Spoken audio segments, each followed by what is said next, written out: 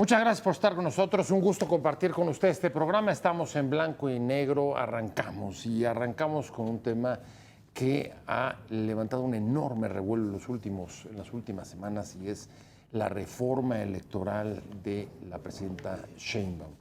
Ya presentó una comisión que se debe de encargar de redactar y de preparar el contenido de esa reforma. Y lo está haciendo, como dijo su presidente, al nombrado para encabezar esta comisión, Pablo Gómez, como un tren a toda máquina que no puede dejar de avanzar porque si no, dice, se cae. Exactamente no sabemos qué significa eso, se refería a la 4T, pero en cualquier caso, ahí está ya en marcha este proceso que ha resultado muy polémico y controvertido, con posiciones muy diversas, incluso desde la misma Morena.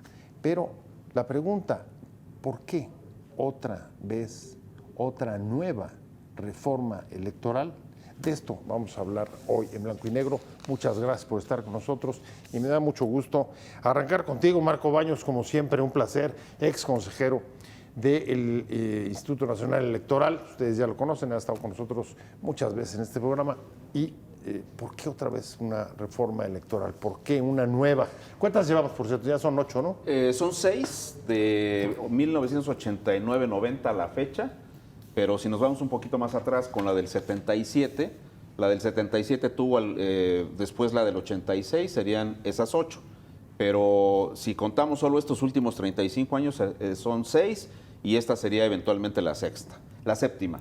Ahora, ¿por qué hacer otra reforma electoral? Pues yo creo que la presidenta Sheinbaum va a decir que porque lo colocó en sus compromisos de gobierno. Lo anotó ahí en el punteado de compromisos que hizo y que leyó en el Zócalo el día de la toma de protesta. Es cierto. Y supongo que ese es el punto, pero además hay que recordar que López Obrador en el sexenio pasado, entre abril de 2022 y 2023, presentó 3 planes distintos que tuvieron resultados diferenciados, pero ninguno quedó firme, ya sea porque no tenían mayoría calificada en el tema de la reforma constitucional en la Cámara de Diputados, o porque la paró la Corte. Lo echó hacia atrás. Entonces, están esos precedentes.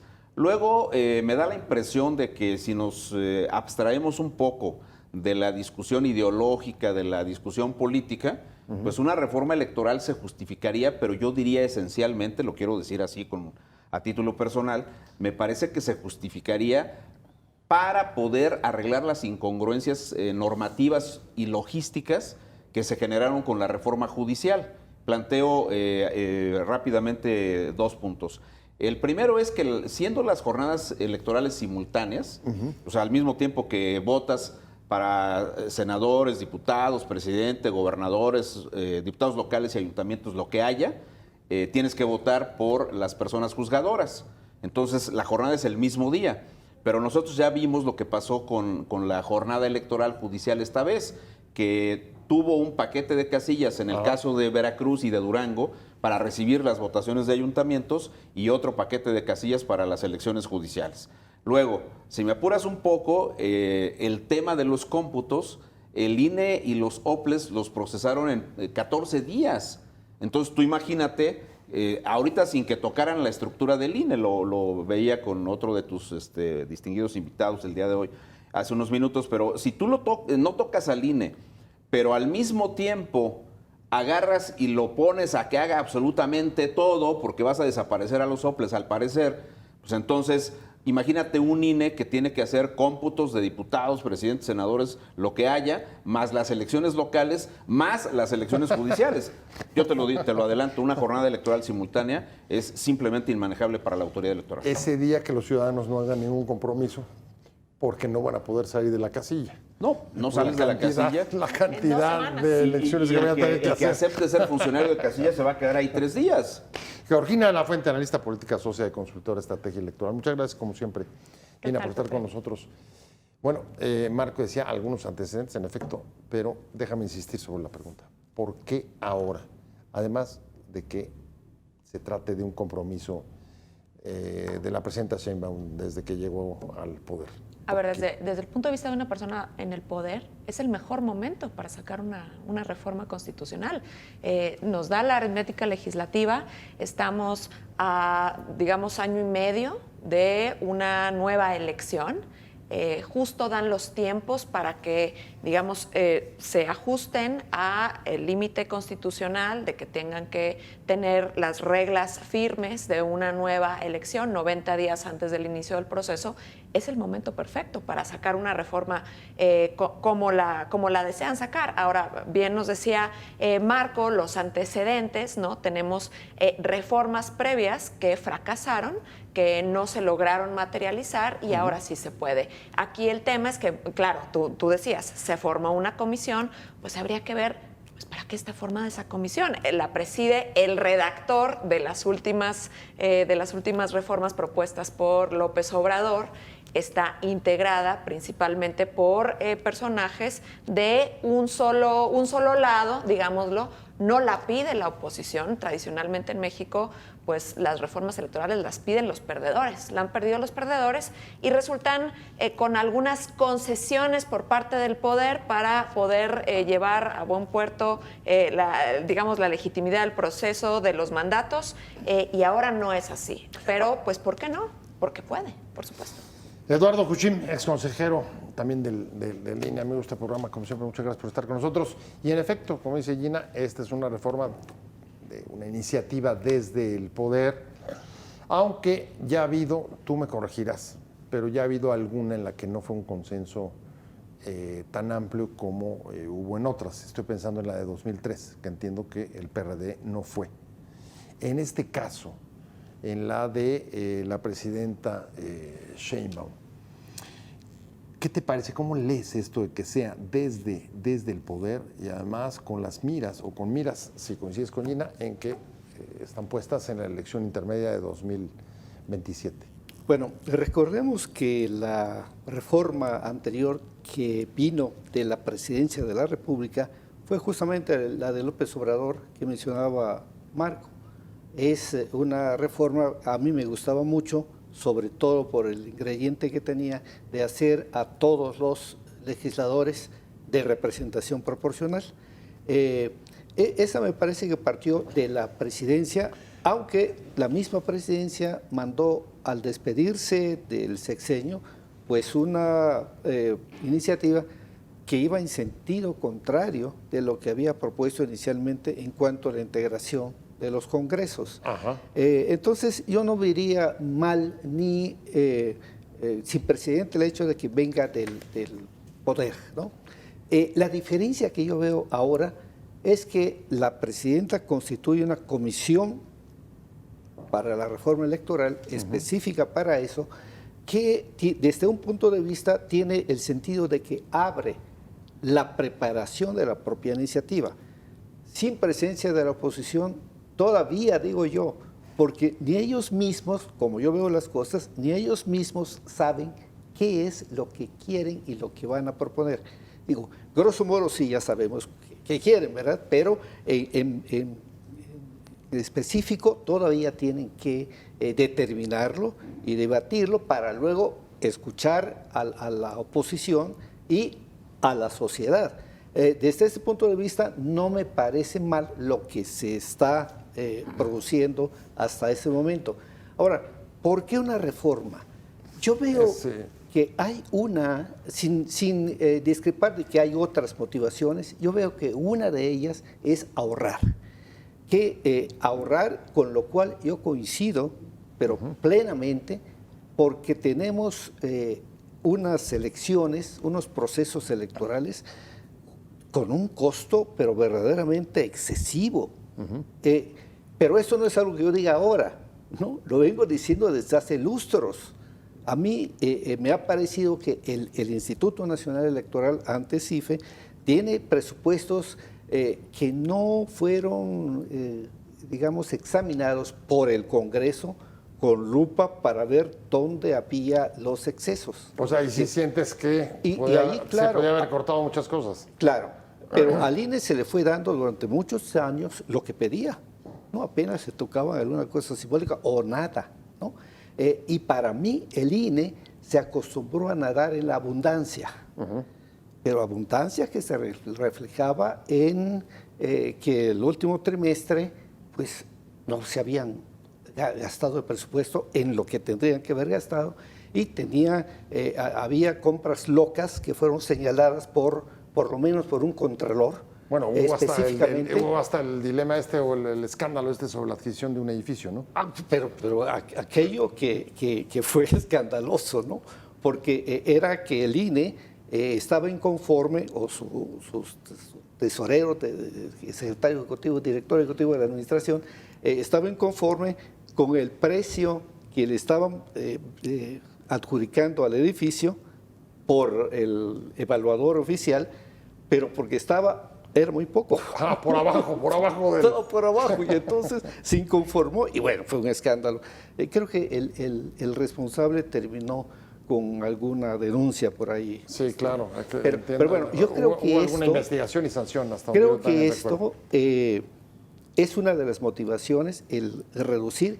Y yo digo, no se trata de abaratar, no, se trata de racionalizar.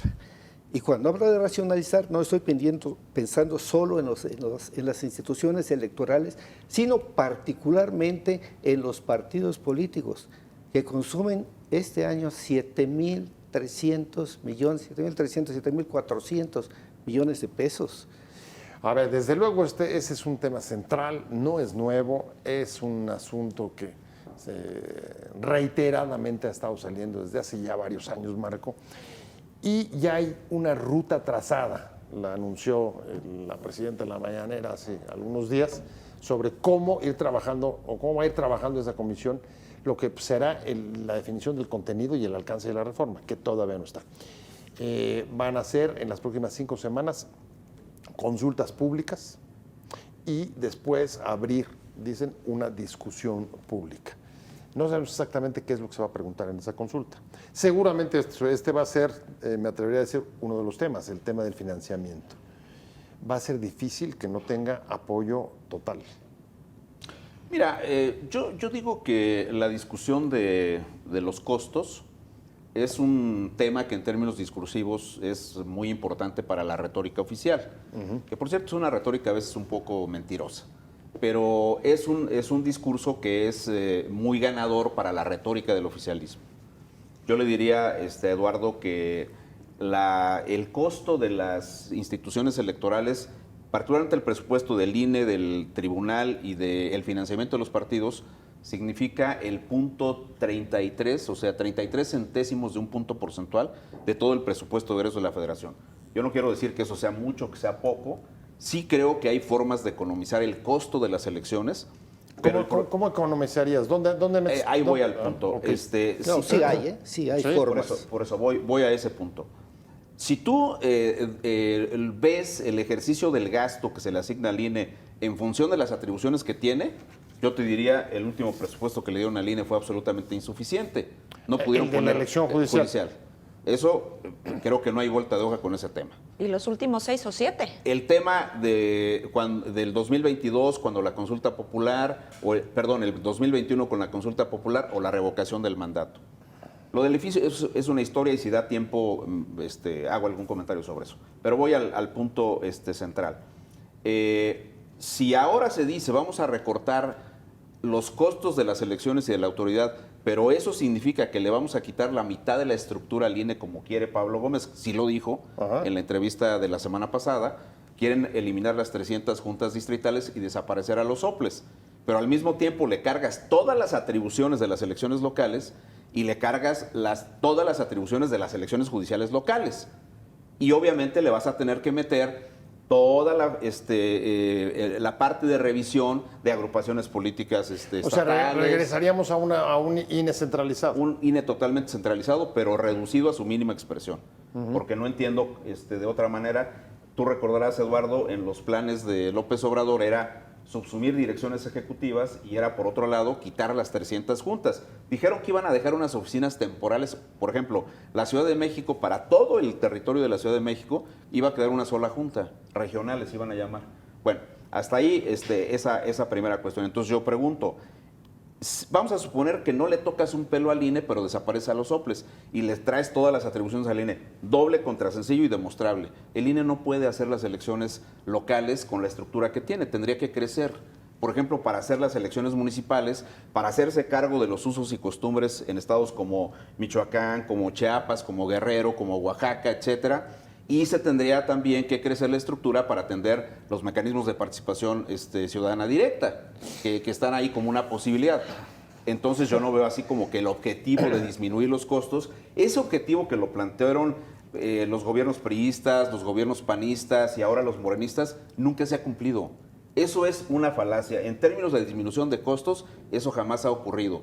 En la última que hicieron, cuando hicieron el actual sistema nacional de elecciones, claro, reducen costos en el ámbito local, pero lo crecen acá con la casilla única. Entonces yo no veo cómo lo reducirías. Sí, bueno, eso me acuerdo hasta la de 2014, Sí. que decían, también vamos a reducir los gastos, pero resulta que si le metías lo de los estados, un último argumento volvía a con tu crecer. pregunta. Vienes. Tú dices, ¿cómo reducimos? Métanle el voto electrónico. Plataforma No. métanle voto electrónico con una plataforma de internet para casi todo y métele urnas electrónicas. Claro, si a Eduardo no le gusta, pues eso no quiere decir que no funcione. Podríamos analizar modelos. Ahorita Cuando, por cierto, en la Ciudad de México sí funcionó, ahorita vamos a la reacción de por qué no la urna electrónica, pero nada más para completar lo que decía Marco Gina hace un momento, antes de la elección judicial. Recuerdo haber escuchado directamente en alguna reunión a la presidenta en línea, Tadei, diciendo, la elección judicial puede ser un piloto de cómo organizar elecciones mucho más baratas. Claro. Muchas de las críticas hacia la elección ya la conocemos, pero la organización que logró el INE de esa elección me parece que funcionó. No sé ¿De la cómo lo elección ves tú. judicial? La organización. La parte logística, tú La dices. parte logística. Bueno, por supuesto. A ver, pero la organización. si funcionó es porque tenemos un cuerpo profesional de servicio profesional de funcionarios y funcionarios públicos. Con mucho menos presupuesto. Esa Pues es sí, la pero tesis que quería probar con la mitad Tadei. Claro, con la ¿Cómo lo mitad ves de tú? las casillas. Con la mitad Y de eso casillas. atenta directamente contra nuestros derechos. Y si sale esta elección es porque tenemos un servicio profesional electoral mismo que quiere cercenar, se quiere cercenar con la reforma. A ver, es que es muy sencillo, Pepe. Si tú quieres abaratar costos de las elecciones, tienes que quitarle funciones a la autoridad. Y al contrario, le están agregando funciones para que se hagan con menos dinero. Tenemos ya los últimos procesos electorales e incluso años fuera de procesos electorales donde hay recortes y recortes y recortes al presupuesto del INE y eso se ve reflejado directamente en programas importantísimos de educación cívica. A ver, yo no sé por qué consideran que es menor. Lo que tú dirías es el recorte sí, pero solamente a los partidos, no al INE. Bueno, es ¿Ese que ni sería tu siquiera, punto? no, es que yo no estoy hablando del recorte. Si queremos eficientar costos, pues esta no es la propuesta que abona a los costos de las elecciones. Pero una cosa son las prerrogativas de los partidos políticos Sí, de y acuerdo. otra cosa es la manera en que se organizan las elecciones en este país. Entonces, yo diría que tampoco quitarles recursos a los partidos políticos es la mejor alternativa. Nosotros sabemos desde luego, y hay muchos estudios que lo avalan, tenemos el de Ugalde por ahí, cuando hay procesos electorales aumenta el flujo de efectivo en las calles. ¿Ustedes creen que incluso con este financiamiento que se tiene los partidos gastarían menos? ¿De dónde sacan el dinero? Bueno, eso con o sin recorte, el flujo ha seguido circulando. Pero déjame ir a un corte y regreso contigo. Yo sé que tú quieres meterte a lo de la urna y a replicar. Y el 0.33 famoso. El Punto 0.33 famoso. Sí, venga. bueno, 0.33. Vamos, estamos en blanco y negro. Siga con nosotros. Estamos hablando de la reforma electoral. ¿Cuáles son las perspectivas? ¿Por qué ahora una nueva reforma electoral? Volvemos, no se vayan. Esta transformación que vive hoy el país tiene una base en la crítica y la otra gran base es la participación del pueblo. Juntando la crítica con la participación del pueblo sale un proceso de transformación a través de la acción popular. Por eso convocamos a todo mundo. Este portal de internet va a estar abierto a quien quiera participar, criticar, proponer lo que quiera. Y de ahí vamos a ver lo que brota, digamos, de partes de la sociedad especialmente activas y que quieren que su crítica se escuche, se escuchará. Seguimos en blanco y negro. Muchas gracias por estar con nosotros. Acaba de escucharlo. Ese es uno de los puntos centrales que ha despertado justamente críticas. La participación participación plural desde los distintos partidos políticos y distintas voces de expertos, de especialistas en este proceso que aún no está claro. Dice Pablo Gómez, ¿cómo ves? Ahorita regreso a lo de la urna, pero me ganó el inserto. Eduardo está diciendo sí va a haber participación, sí va a haber las puertas abiertas para que todos participen, pero sin voto. Los únicos que van a votar serán los legisladores. Sí, es que incluso la aclaración me parece innecesaria. Los votos que cuentan son los del Congreso. Eso nos queda clarísimo. Son los que van a Quien determinar. aprueba esto. Entonces, el decir Ajá. sin derecho a voto me parece una cosa innecesaria, ¿no? Pues casi que, ahora, ¿por qué? ¿se va a votar la iniciativa o la iniciativa, los proyectos de iniciativa dentro de la comisión? No tiene mucho sentido eso de que sin derecho a voto, ¿no? Exacto. No podrían tener derecho a voto, para eso están los diputados y senadores. Pero quisiera detenerme en el 0.33 al que se refiere Marco, que claro, es cierto, ese es el porcentaje del INE, pero se trata de un presupuesto billonario. Entonces, billonario. El porcentaje de un presupuesto billonario. En consecuencia, no es nada despreciable. El hecho es que son 27,000 millones de pesos partidos e INE. Sí, todo el conjunto. Y esto es superior que lo que tiene, por ejemplo, la Fiscalía General de la República. Ahí sí, a ver, ¿es poco 0.33? ¿O de qué se trata, no? Pero además, el presupuesto ya solo del INE, los 20,000 millones de pesos, también supera el presupuesto de varias secretarías de Estado. Y recuerdo tres, por ejemplo, la de turismo, superior a la del INE, la de anticorrupción y buen gobierno, y la de economía. El presupuesto del INE es superior a cada uno y a las tres juntas. Ese presupuesto da para pagar claro, para muchas cosas, pero entre ellas y de forma importante, para pagar a una plantilla de casi 18,000 trabajadores en años, incluso en que no hay elección federal. Entonces, me parece que hay mucho de dónde recortar, pero además yo no pensaría tanto en elementos que pudieran deteriorar la calidad de la elección, ni siquiera, desde luego, al servicio profesional electoral, que creo yo que es una de las riquezas del INE, sino que hay que ajustar sobre lo que realmente se necesita. En el INE se presupuesta las distintas áreas, dejando siempre un margen adicional por si me falla. El problema es que ese margen adicional, esos colchoncitos, resultan en un king size, ¿no?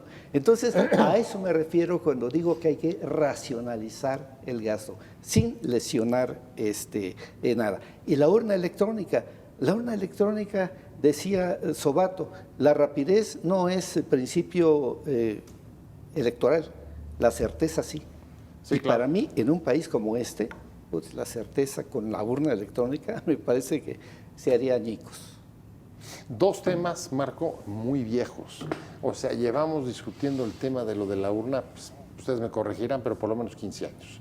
Y sobre el financiamiento de los partidos, las propuestas de los propios partidos en muchos momentos de recortarse, incluida Morena, que se acuerdan que en 2018 iba a regresar parte de las prerrogativas. Pero aquí la pregunta es si lo que estamos viendo son, digamos, anuncios públicos, pero luego, a la hora de decir realmente reducir el financiamiento a los partidos, se queda, pues eso, en un simple anuncio o al final en el reclamo, sobre todo de la oposición, quien esté o a quien le toque estar en la oposición, de no me pueden quitar las prerrogativas porque es un ataque contra las minorías y además pondría en riesgo la pluralidad y la sobrevivencia de muchos partidos. Fíjate, Yucatán, que es el estado natal de nuestro amigo Eduardo Uchim, presentó una propuesta de financiamiento, de presupuesto para el ejercicio del año en curso, que fue recortado en un 63% por el Congreso local. Pero el 63% se lo quitaron solo al presupuesto del OPLE. En este momento el OPLE no tiene dinero para operar. Pero ¿dónde no le recortan? En el financiamiento de los partidos. Porque no mismo pueden. tema en Zacatecas, mismo tema en Colima, y así te podría dar muchos ejemplos. A nivel federal, dice Uchim, hay 24,000 millones de pesos que son el presupuesto del 2024 para el INE. Sí, nada más que 10,000 de esos fueron para el financiamiento de los partidos políticos. Por eso yo cuando decía el punto 33... Eso nadie lo toca. Exacto. Lo de los Nadie partidos, toca, eso, lo tienen, eso lo no tienen se... blindado. Ahora, Ajá. la propuesta es relativamente agresiva. Hablo de la de López Obrador, porque recuerden ustedes que él decía, quitemos todo el financiamiento ordinario de los partidos y dejemos solo el financiamiento para las campañas. ¿Está mal eso? En mi opinión, creo que sí, porque lo que habría que hacer es racionalizar el gasto. Yo sí soy partidario de una reducción al presupuesto de los partidos, pero me parece que hay que ver cómo, en qué rubros, y no eliminarlo al 100%, no porque los partidos no pudieran tener otras fuentes de financiamiento, sino porque generarías un esquema de inequidad. No todos van a generar las mismas fuentes de financiamiento privado. Entonces yo pienso que esa parte se tendría que revisar ahí. Hay como componentes que se podrían modificar de la fórmula. Este muchacho que luego enloqueció y se fue a Morena, Pedro, el de Jalisco, Kumamoto, había planteado una posibilidad de que se metieran algunos componentes de la fórmula del financiamiento a partir de la productividad, cuántos votos válidos sacas, y eso pondera hacia el otorgamiento del financiamiento. Pero yo digo, sigue jugándose de manera irresponsable con esas comparaciones. ¿Qué tiene que ver la Secretaría de Economía con una institución que hace elecciones? ¿Qué tiene que ver la Secretaría de Turismo, que nomás se la pasan promoviendo cosas, con la organización de elecciones? Que se pueden reducir algunos costos, que se pueden reducir algunos costos, sí, yo pienso que sí. A ver, Ahora, ahí estamos llegando, me parece, a uno de los puntos que me parecen más interesantes de cómo se ha querido plantear esta reforma. Desde un principio, Gina, lo que dijo Pablo Gómez es, esta reforma es necesaria, esta reforma va porque trata de atacar, dijo, las viejas reglas electorales del PRI y de la partidocracia. ¿Cómo ves tú? ¿Estamos hablando de eso?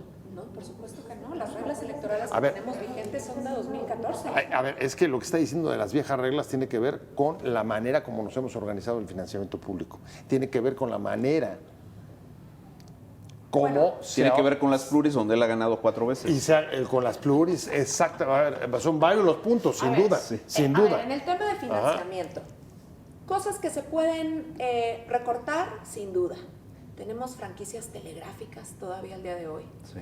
Tenemos un presupuesto específico para actividades en la época de Internet. Digamos, de difusión, de publicación de informes. ¿Se pueden hacer reducciones? Sí. Yo creo que lo que se puede hacer también es un cambio en la fórmula. Ya lo empezabas a mencionar, Marco. Actualmente tenemos una fórmula determinada por la Constitución en la que se determina una bolsa utilizando la unidad de medida y actualización y el número de personas que están en el padrón electoral. ¿Y qué tenemos? Que el padrón electoral crece cada año. Hoy en día tenemos más de 100 millones de personas en el padrón electoral y eso es una tendencia. Naturalmente, si tú tienes un padrón electoral que va creciendo año con año, pues van creciendo las prerrogativas de los partidos.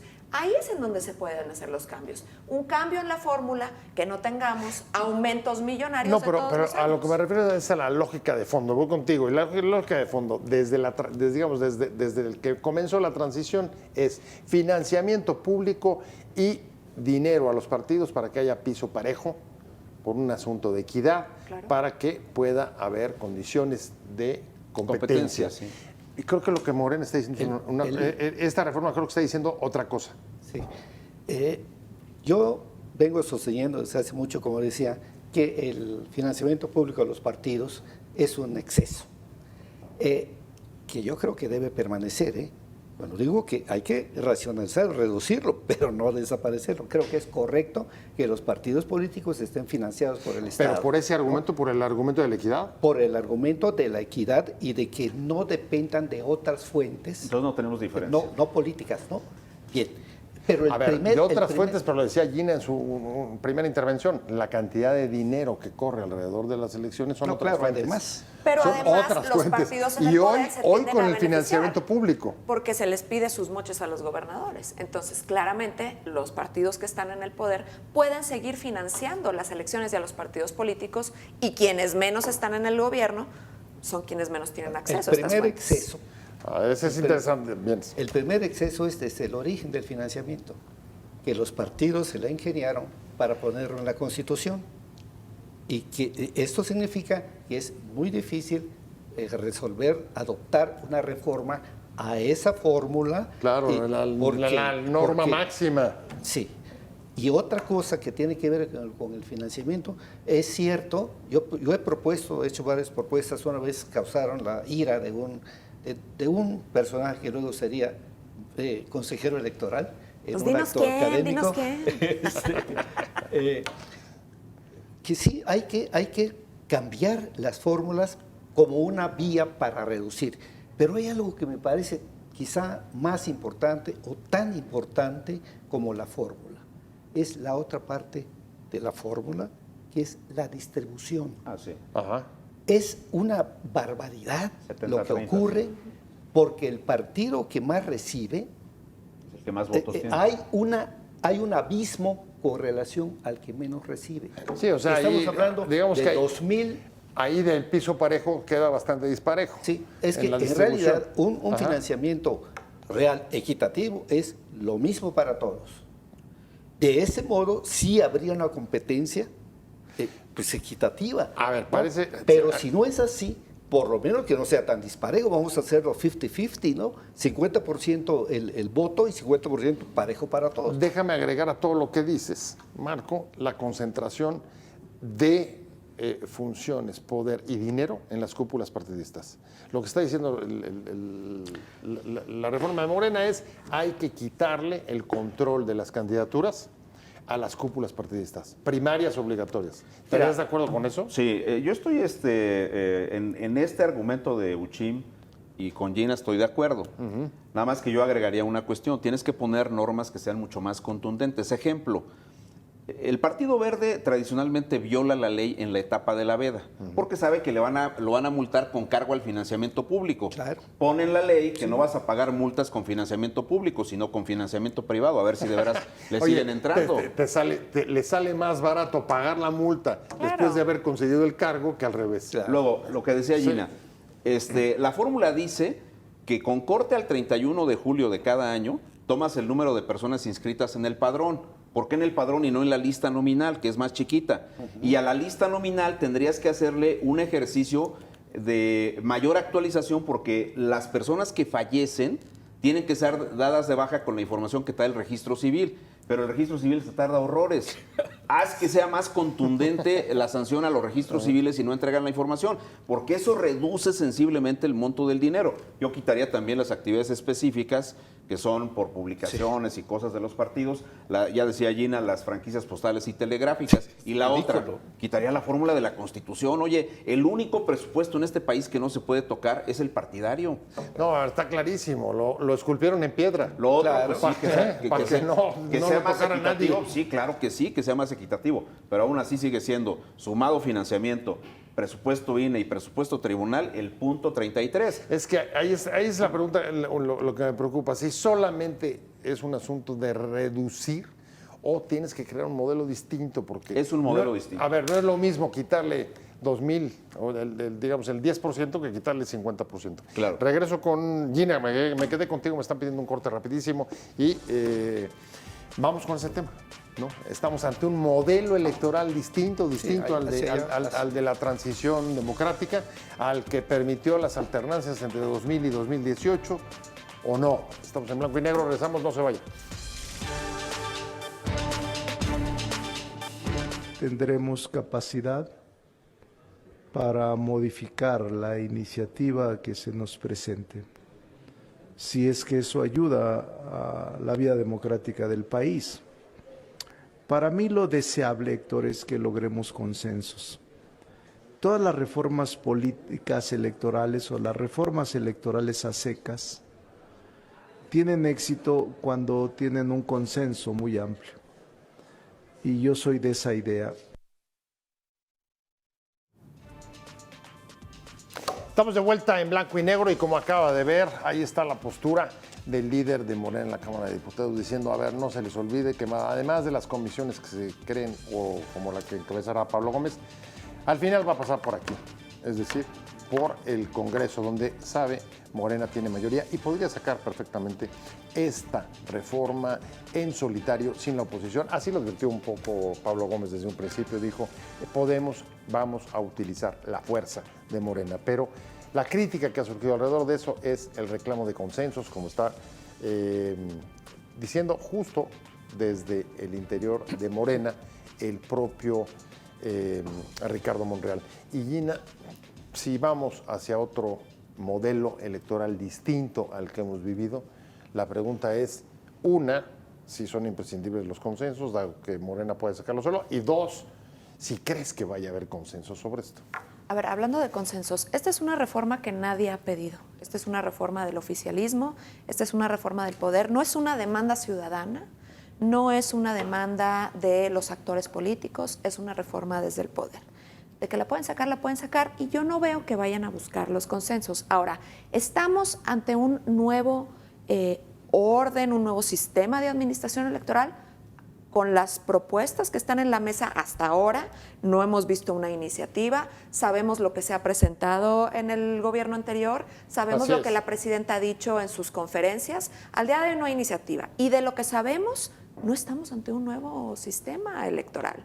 Es simplemente, a mí me parecería una ocurrencia para eliminar o debilitar una institución, debilitar la autonomía de la institución y debilitar contrapesos. Aunque la presidenta dijo, no es un asunto de autonomía, pero de lo que se ha dicho, de lo que ha corrido, cosas como, por ejemplo, eliminar los plurinominales. ¿Sí? Obligatoriedad de hacer elecciones primarias para la selección de las candidaturas, reducción del financiamiento público, quién sabe en cuánto, pero ahorros. ¿Eso no te conduciría a un modelo distinto del que hemos vivido? ¿Nuevas reglas del juego diferentes? Son nuevas reglas, sin duda. De la representación. Son nuevas reglas, sin duda. El tema de la representación es muy importante, qué bueno que lo tocas. Definitivamente eliminar plurinominales a estas alturas me parece que tiene un objetivo particular y que es seguir consolidándonos hacia un régimen de partido dominante, que es lo que ya tuvimos la mayor parte del siglo pasado. Eso es sin duda. Y sin duda, si a eso le agregas recorte el financiamiento de los partidos políticos, pues lo que tienes naturalmente es una oposición sumamente debilitada, ¿no? Entonces sí, desde luego tenemos cambios en las reglas, pero no vemos que sean reglas que vayan a producir un sistema de administración electoral eficiente que garantice derechos y que garantice la autonomía en la organización. O sea, ¿tú no ves que vaya a haber más competencia? No, por supuesto que no. ¿Cómo ves, Eduardo? ¿Coincides? Vamos hacia concentración de poder, vinculación hacia los sin duda, niveles de gobierno. Sin duda, la permanencia en el poder y la concentración del poder es una intencionalidad de quien está en el poder, de Morena ahora, del PAN antes y del PRI, evidentemente, en su momento. Es connatural, ¿no?, el mantener el poder y ampliarlo si es posible. El asunto está en cómo se hace, porque si se hace a la buena, buscando realmente esa fortificación en el electorado de una manera limpia, yo creo que adelante, ¿no? Ni modo, ¿no? Pues sí, las mayorías mandan, ¿Pero qué sería una mayoría ahora bien, limpia? O sea, me refiero a que lo logren de una manera limpia, es decir, sin las usanzas del PRI, por ejemplo, ¿no? Que es Sí, nuestro fraude. referente, sino de una manera limpia, de una manera sin que cargar los dados, sin usar programas sociales, sin clientelismo electoral. No, bueno. Podemos decir que somos ingenuos, pero yo creo que así es como es una manera legítima de intentar conservar Pero, el a ver, poder. pregunta directa. ¿La oposición aguantaría una reforma en estos términos? Yo creo que no, y particularmente pienso que la discusión sobre financiamiento público y el tema de las pluris, como le llama la presidenta, no son temas transitables ni con el Verde ni con el Partido del Trabajo. Bueno, ahí está, la primera bronca la tiene con las minorías Por eso internas no es de la propia seguro coalición. su Ahora, aprobación. Por eso justamente suena un poquito increíble, porque no se puede creer que Pablo Gómez te diga, va a haber un diálogo y vamos a buscar el consenso. El consenso es entre ellos, son los grupos de adentro. Lo vimos con la iniciativa de la presidenta para el tema antinepotismo y lo vimos particularmente con la entrada en vigor de esa reforma Sí, constitucional. que la mandaron hasta el 2030. Hasta el 30, ¿no? Hágase la lucha contra el nepotismo. Sí, pero lo dijeron claramente. Los güeyes que lleguen después. Porque si lo hacemos en el 27, ¿cuál fue el argumento? Se va el verde, Sí. ¿no es cierto? Así es. Entonces yo veo complicado que esos temas en lo particular avancen. Ahora, sí se trata de un modelo que modificaría sensiblemente el régimen político mexicano. Estás hablando de... Yo coincido, es como mantener las pluris, pero con un sistema, si es el de López Obrador, que era un sistema de listas, ejemplo, Hidalgo tiene 7 distritos, los partidos postularían para las diputaciones una lista de 7 fórmulas cada uno. ¿Quién gana? El que tenga los más votos. Y en las reglas de resto mayor, que son las que habían dibujado en uno de los planes, pues dejarías 1 o 2 diputaciones de resto mayor para los partidos chiquititos. Es una forma de perfilar una especie como de bipartidismo, pero muy, con una diferencia muy pronunciada O sea, entre el primero y el segundo. eso es interesante. O sea, y ahora es justo eso. ¿a dónde nos Por conduce eso. esto? ¿Nos conduce a No. Morena PAN? Nos conduce a Morena PAN o Morena MC, porque... O Morena, Morena MC Morena con PAN. Movimiento Ciudadano. ¿Por qué MC? Porque todas las baterías del régimen en este momento, la mañanera convertida de nueva cuenta en un mecanismo de propaganda política, está en contra de los de la derecha. Tú escuchas a Arturo Dávila, que es el vocero, en todos van contra la derecha. O sea, para ellos el objetivo es disminuir lo más posible al PAN, y el MC ha venido creciendo. Lo vimos en Veracruz y lo vimos en Durango. O sea, también. Morena se sentiría mucho más cómodo de tener de oposición. Yo digo que sí, porque son más cómplices, MC. ¿no? Al final de Hay cuentas. se me está yendo el tiempo, pero hay un dato que me llama la atención y se los traigo a la mesa, y es, a ver, es una reforma, decía Gina, la quieren hacer con miras al 2027, la elección intermedia. Sin embargo, la comisión de Pablo Gómez es hasta el 2030.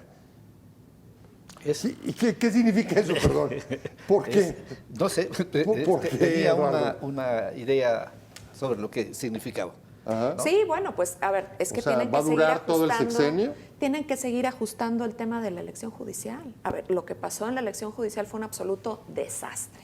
Y nos vamos a 2027, de aquí a 2027, y las propuestas que se tienen hasta el momento para la reforma ni siquiera tocan la elección judicial. Tienen que corregir eso, ¿no? Entonces, desde luego que tendría que encaminarse a corregir todo lo que quedó pendiente de logística, de Pero la judicial selección. es el 27. Por supuesto, Se le están una llevando, mitad. el cargo se lo llevan hasta el 30. Sí. ¿Qué por eso. pasa con eso? Sí, o sea, bueno, es como querer tener un mazo Quizá- que no quiere soltar hasta el Quizá último lo día. más inteligente, un trabajo inteligente para esa comisión presidencial electoral sería abocarse a reformar o hacer algo con la elección de 2027, porque tal como está planteada, sencillamente es inviable. Ajá. Lo que yo veo y me temo que podría ocurrir si insisten en hacerlo como está planteado, es que la gente va a votar por su candidato a gobernador, por su candidato a diputado, y sus candidatos Y no los a jueces sencillamente van a tener menos del 1% quizá de votación, porque no es posible. Bueno, hay No es posible. elecciones que se tendrían que haber tomado ya de la que acaba de pasar, ¿no? Bueno, lo cierto es que, como quiera que sea, esta elección salió con todos los tropiezos que tuvo y con todos los asegúnes que se daba, pero salió. Para mí, la de 2027 sencillamente no sale. En los términos en que está, Oye, con ni aún recorte o manteniendo sin recorte, sí. Ni aún manteniendo esos al INE mecanismos sui completo, generis pones a la secretaria de Gobernación en la comisión coordinada por su presidente Pablo Gómez. Es una cosa rarísima, ¿no? Es un mecanismo completamente diferente al del pasado. No tendría por qué ser igual al del pasado, en eso puedo estar de acuerdo, pero todos son del oficialismo, nadie de la oposición. Vamos a ver si realmente le meten los diagnósticos técnicos de autoridades electorales, si realmente el diálogo es constructivo, si realmente es nacional. Yo tengo mis reservas en ese punto, pero lo peor sería bajar los brazos y no decir nada. Yo creo que tenemos que seguir avanzando en la generación de propuestas y en un tema fundamental, Pepe, una pedagogía social que le dé a la sociedad los puntos de vista diferentes para que puedan evaluar lo que mejor convenga con la reforma electoral.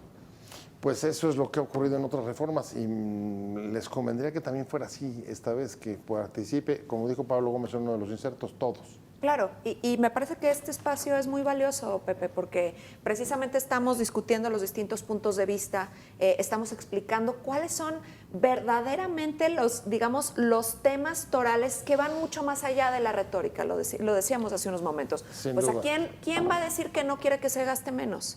A ver, si esa es la primera pregunta de la consulta, yo ya sé cuál es la respuesta. Pero entonces ese no es el tema que se tiene ¿Está que de estar acuerdo que se quiten discutiendo. las pluris? Pues sí. Claro. Oigan, vamos a seguir con este tema. A mí ya se me acabó el tiempo, pero vamos a seguir y vamos a seguirlos invitando, si nos lo permiten, para Claro, sí, poder muchas gracias. seguir revisando este tema. Muchas gracias, Georgina de la Fuente, analista política y socia de la Consultora Estratégica Electoral. Como Gracias, siempre, Pepe, Gina, un gracias. placer tenerte. Gracias, Marco. Eduardo Juchín, ex consejero del INE, y además pues, profesor, periodista, articulista, pues, una carrera muy larga.